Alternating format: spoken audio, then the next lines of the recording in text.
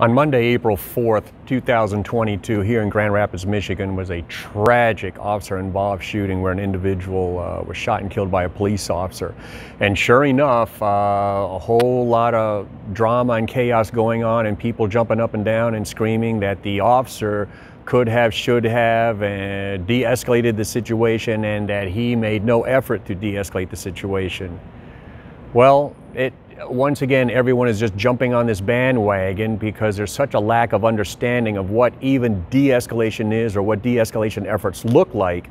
I mean, let's take a look at the officer's body cam right now, and I'll have the link down below to the 20-minute video that was released at the press conference and all that.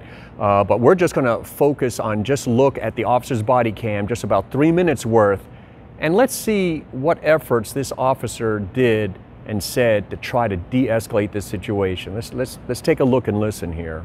1625, 10-4, addressing one more. Mm-hmm. 1915.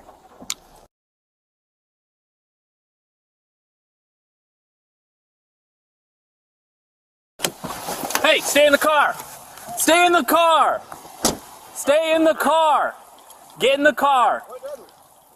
Dude, I'm stopping you. Do you have a license? Do you have a license? For what? I'm stopping you. Do you have a license? What that do? Do you have a driver's license? Do you speak English? Yes. Can I see your license? What that do wrong? The plate doesn't belong on this car. Do you have a license or no? Do you have a driver's license? Yes. Where is it at? It's in the car. Get it for me. What that do wrong? The plate does not belong on this car. Oh no. Grab me my right right there.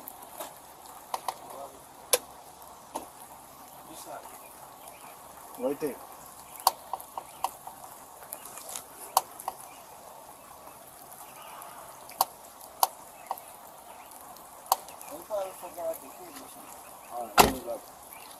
No, no, no. Stop. Stop. Put your hands right in. Stop. 1915. You got one running. Northbound. Stop. Stop. Stop. Okay. Damn. Stop. Stop. Okay. Get your hands behind your back. Okay. Hands behind your back. Okay.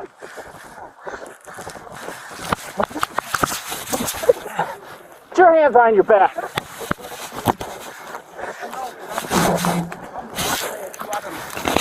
Okay.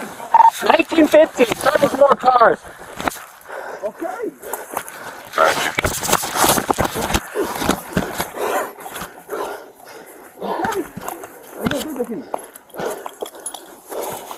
Stop. Okay. Stop resisting.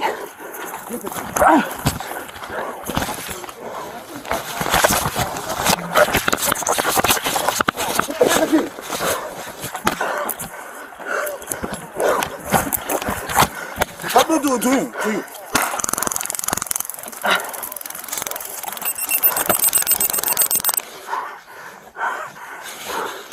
Let go of the taser.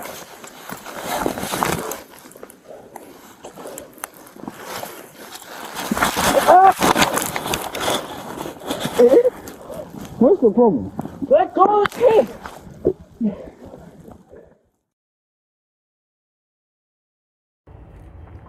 I made a point of even taking some notes to make sure I was about as accurate as possible, right? Okay, so hopefully you took notes also. What were the efforts made by this police officer to try to de-escalate the situation from what we can gather from just looking at his body cam and the recording on that? Now, mind you, the two most commonly used words by police officers in trying to de-escalate a situation are the words stop and drop. Imagine you're a supervisor, a parent, a leader, and you tell someone, a subordinate, employee, staff, volunteer, your child, you tell them to do something and they don't. You have to go up the use of force continuum to take it to the next level to get your point across, right? This is not rocket scientists. You can look this up, the use of force continuum, the corresponding use of force, acceptable legal use of force towards the type of resistance you're finding. It's called the use of force continuum. So right off the bat, the officer has a legitimate traffic stop because he's investigating why a car has a bad license plate on it. Is the vehicle stolen, just not registered? What? We don't know until we ask questions. Valid traffic stop. The driver hops out immediately, which is always a concern for police officers because this is where oftentimes in a situation like this, a lot of times you can go to YouTube and see videos like this, people jump out and either take off running or start shooting at the police officer because they have the drop on them. So of course, right off the bat, the officer tells the individual to stay in the car. 4 times I counted, stay in the car, just stay in the car. Individual just stands there. Officer at this point changes his tone of voice and attitude and demeanor. Okay, look, do you have a driver's license? The guy doesn't appear to be a threat, it's not running or anything. All right, let me just talk to him. Do you have a driver's license? The individual doesn't seem to be able to understand that or is refusing to answer. So the officer, per policy, explains the stop. When the driver asks, I stopped you because of the bad license plate. The plate doesn't belong in the car, twice. He explains the stop, and he continues to ask for a driver's license.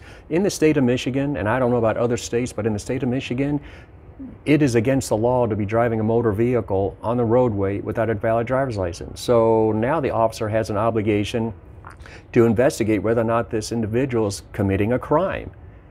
We still haven't determined whether or not it's a crime yet, civil infraction or whatever, otherwise with the car.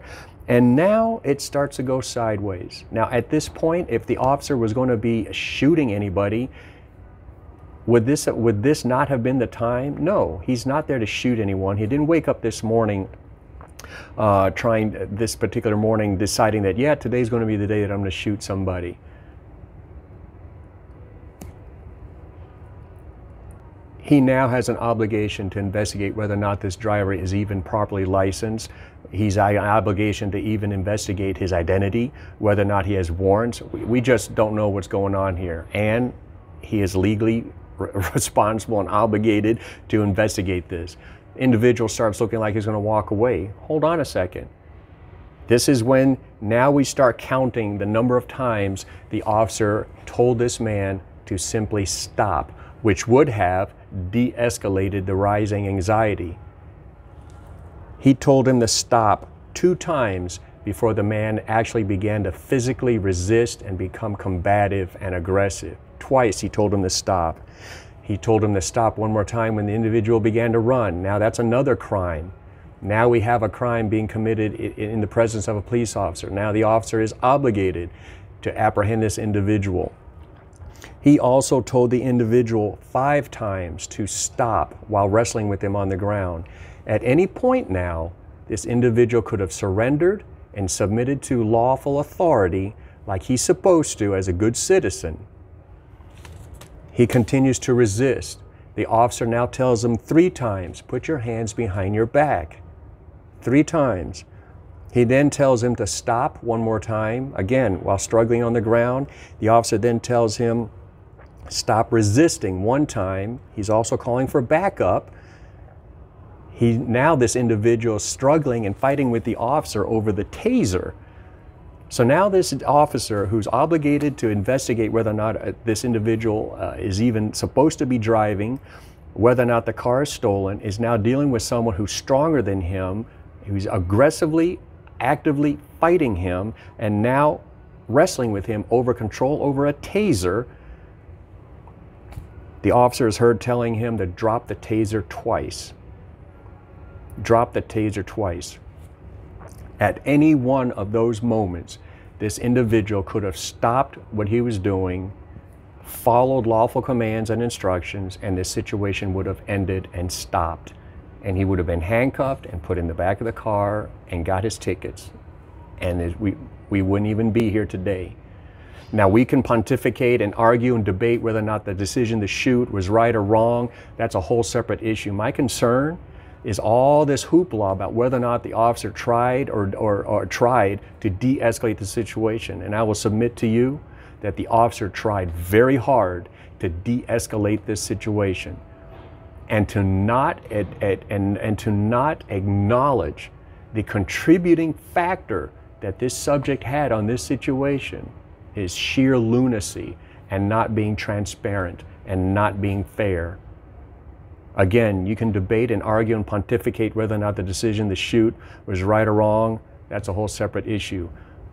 But don't go saying this police officer did not try to de-escalate the situation, because he is on video trying very hard to just get this guy to just stop. See you on the next video.